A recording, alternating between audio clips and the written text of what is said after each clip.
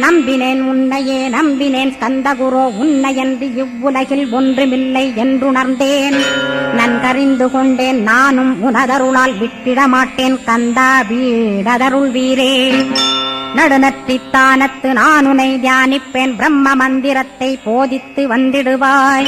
சுழுமுனை மார்க்கமாய் ஜோதியைக் காட்டிடுவாய், சிவயோகியாக எனச் செய்திடும் குருநாதா.